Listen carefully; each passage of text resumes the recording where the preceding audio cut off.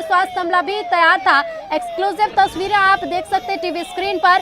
लोगों की भीड़ भी जुटी हुई है क्योंकि ये पल देखने के लिए कि कब सृष्टि को बाहर निकाला जाएगा। लंबे वक्त से लोग भी इंतजार कर रहे थे और हर एक तस्वीर हमने भी आप तक पहुंचाई। तो देखिए, सृष्टि को एम्बुलेंस के जरिए अब अस्पताल भेज दिया गया है। संवाददाता सूरज शर्मा सीधे हमारे साथ फोन लाइन पर जुड़ रहे हैं। सूरज, देखिए, लंबे वक्त से इंतजार यही किया जा रहा था कि आखिर कब सृष्टि को बाहर निकाला जाएगा। बेहद ही चुनौतीपूर्ण रहा ये रेस्क्यू ऑपरेशन क्योंकि कई बार टीम को असफलता मिली और आखिरकार अब सृष्टि का रेस्क्यू किया गया और उसे बाहर निकाला गया। देखिए, बिल्कुल बहुत बड़ी चुनौती थी और इस चुनौती से दो चार होते हुए लगभग करीब 48 घंटे से ज्यादा का समय 40 घंटे से ज्यादा का समय हो चुका है। और जिस तरीके से अभी सृष्टि को बाहर निकाला है और जो क्षेत्रीय विधायक है उनका कहना है कि बॉडी डिकम्पोज हो चुकी है, यानी कह सकते हैं एक बड़ी दुखद खबर है कि सृष्टि जिंदगी की जंग हार गई। हालांकि अभी आधिकारिक तौर पर किसी अधिकारी ने नहीं कहा, लेकिन जिस तरीके से विधायक का बयान आया उससे समझा सकता है कि सृष्टि डिकम्पोज हो चुकी, क्योंकि 40 घंटे से वो पानी के अंदर थी। ऐसे में कहीं न कहीं ये माना जाए कि सृष्टि इस जंग को हार चुकी है। लगातार प्रयास किए जा रहे थे कि उसे जल्द से जल्द बाहर निकाला जा सके, लेकिन जिस तरीके के हालात थे, पानी और मिट्टी और मडी वाटर के चलते, ऊपर से वाइब्रेशन के चलते जो पत्थर गिर रहे थे, उससे कहीं ना कहीं माना जा रहा है कि नुकसान हुआ है। और अब उसे यहाँ से अस्पताल ले जाया गया, जिला अस्पताल, जहाँ पर डॉक्टर उसका परीक्षण करेंगे और उसके बाद चीजें और निकलकर सामने आएंगी आखिर क्या कुछ घटनाक्रम रहा।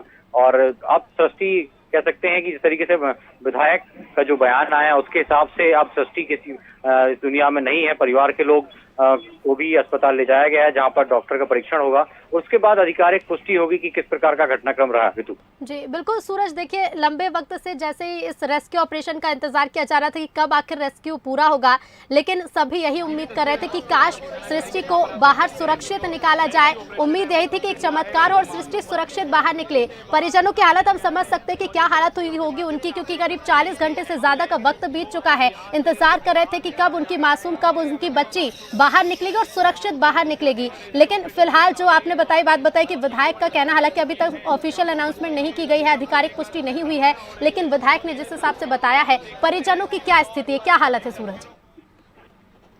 दुखी है इस घटना के बाद से और तत्काल परिजनों को भी अस्पताल ले जाया गया है। हालांकि जिस तरीके से परिजन भी कहीं ना कहीं इस बात को धीरे धीरे स्वीकार करने लगे थे कि 2 से तीसरा दिन होने वाला है और ऐसी परिस्थिति में बच्चे की क्या हालत होगी, लेकिन कहीं ना कहीं उन्हें उम्मीद थी कि उनकी बेटी जो है वो हंसते खेलते हुए वापस आएगी, जैसे कि वो गड्ढे में गिरने से पहले की स्थिति थी।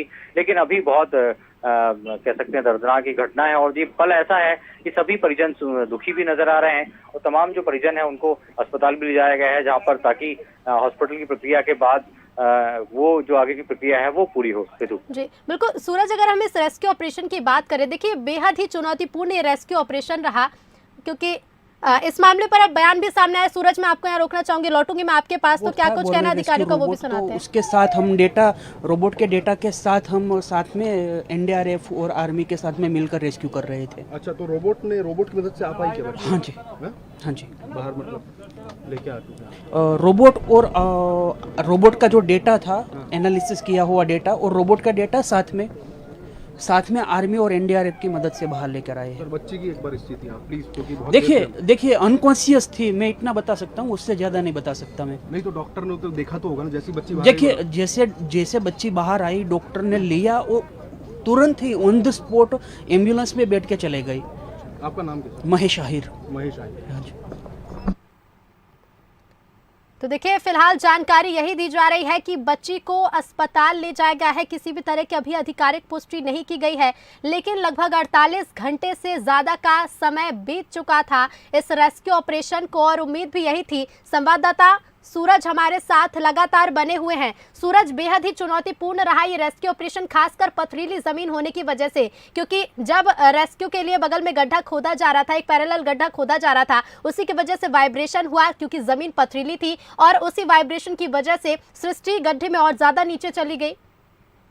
देखिए, बिल्कुल ये बहुत बेहद खास बात और महत्वपूर्ण बात है कि जिस तरीके से लगातार जब पता चला था कि बच्ची गड्ढे में गिरी है, उसके बाद खुदाई की जा रही थी जब वो 20 से 30 फुट नीचे थी, लेकिन लगातार पथरीली जमीन होने के चलते वाइब्रेशन बहुत था क्योंकि बड़ी बड़ी चट्टानें थी। ऐसे में कि एक चट्टान को तोड़ना है तो उसके आसपास के पूरे सर्कल में कंपन होता था और यही कारण है कि जो धीरे धीरे सृष्टि है वो गड्ढे में गिरती हुई नजर आई और यही कारण है कि वो करीब 100 फीट से ज्यादा नीचे पहुंच चुकी। तो लगातार उसके बाद हालांकि गड्ढे खोदने का काम जो है, मिट्टी हटाने का काम बंद कर दिया गया था। लेकिन जिस तरीके से दूसरा प्रयोग भी किया जा रहा था कि लगातार जो डस्टी जो मिट्टी थी और मडी वाटर के चलते जो लगातार ऊपर से पत्थर भी गिर रहे थे, क्योंकि महत्वपूर्ण बात यह है कि जो गड्ढा था उसमें केसिंग भी नहीं थी, खासतौर से प्लास्टिक का पाइप जिसे बोलते हैं केसिंग, वो ना होने के कारण जो भी वाइब्रेशन के बाद जो पत्थर है मिट्टी है वो गड्ढे में लगातार गिरता जा रहा था। और यही एक बड़ी चुनौती थी कि मिट्टी और पत्थर के बीच में से सृष्टि को बाहर निकालना एक सबसे बड़ी चुनौती थी। हालांकि हर संभव मदद जो है वो प्रशासन ने की, सेना ने तमाम जो टेक्निक्स है वो अपनाए, और यही कारण है कि अलग अलग कई प्रयासों के बाद आज दिन भर से भी हमने देखा, कल भी देखा,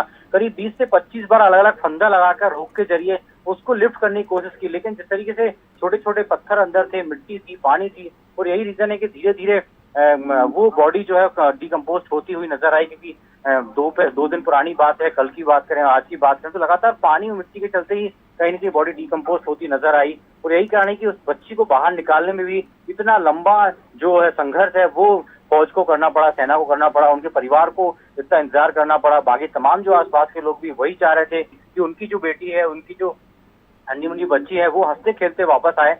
लेकिन शायद कह सकते हैं ईश्वर को कुछ और ही पसंद था कि तमाम कोशिशों के बावजूद भी सृष्टि आज हम सबके बीच नहीं है।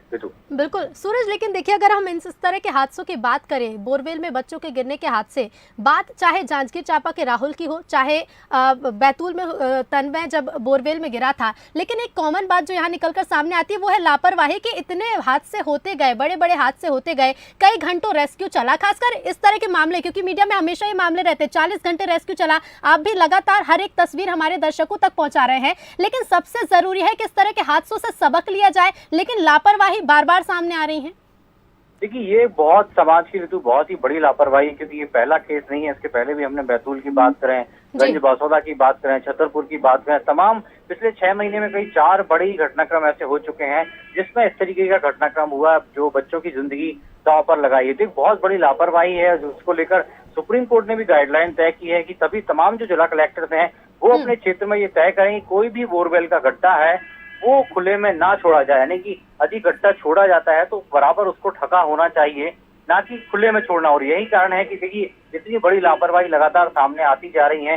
एक जिंदगी को कहीं ना कहीं वो जो गहरा गड्ढा है वो लील गया, ये कह सकते हैं। ये सबसे बड़ी समाज की लापरवाही है, और इसके पीछे कहीं ना कहीं हम कह सकते हैं कि स्थानीय प्रशासन भी उतना ही जिम्मेदार है, जिनके ऊपर ये जिम्मेदारी होती है कि वो जब परमिशन देते हैं तो उन्हें ये तय करना होता है कि वो गड्ढा जो है वो किस स्थिति में है, उसकी जांच होनी चाहिए। और बराबर जो पटवारी तहसीलदार आरआई होते हैं उसकी जिम्मेदारी होती है कि वो अलग अलग क्षेत्र में रकबों में ये सुनिश्चित करें। इसको लेकर पिछली बार भी जब हादसा हुआ था तब गृह मंत्री नरोत्तम मिश्रा ने भी कहा था कि ऐसे घटनाक्रम में जो जमीन मालिक है उस पर ये जिम्मेदारी तय होगी, उस पर पूरा खर्चा वसूला जाएगा। लेकिन बात यहाँ आर्थिक पेनाल्टी है उसकी नहीं है, लेकिन जिंदगी की बात है जो सबसे महत्वपूर्ण होता है, क्योंकि जीवन बहुत अनमोल होता है। और ऐसी छोटी सी लापरवाही में यदि जीवन दांव पर रहेगा तो कहीं ना कहीं वो जिम्मेदार भी सजा को भुगतने के लिए तैयार होना चाहिए, और ऐसे लोगों पर कार्रवाई भी होनी चाहिए जो कहीं ना कहीं जिनकी एक छोटी सी लापरवाही कहीं ना कहीं बड़े घटनाक्रम को, बड़े जो कह सकते हैं नुकसान को अंजाम देती है। बिल्कुल सूरज, क्योंकि देखिए आर्थिक सहायता से सिर्फ उस परिवार की आर्थिक सहायता हो सकती है, फाइनेंशियल प्रॉब्लम मिट सकती है,